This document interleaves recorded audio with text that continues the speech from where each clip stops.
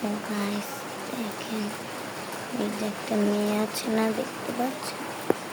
ওই যে ওদের ওই বিল্ডিংয়ের দিকে বসে আছে, ও ফোন দেখছে আর আমি ভিডিও করছি, বুঝছেন?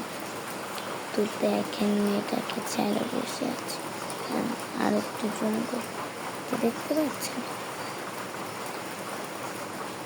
এই মেয়েটাই কতক্ষণ আগে আমি ভিডিও করছিল, এখন আর তার ভিডিও করবো।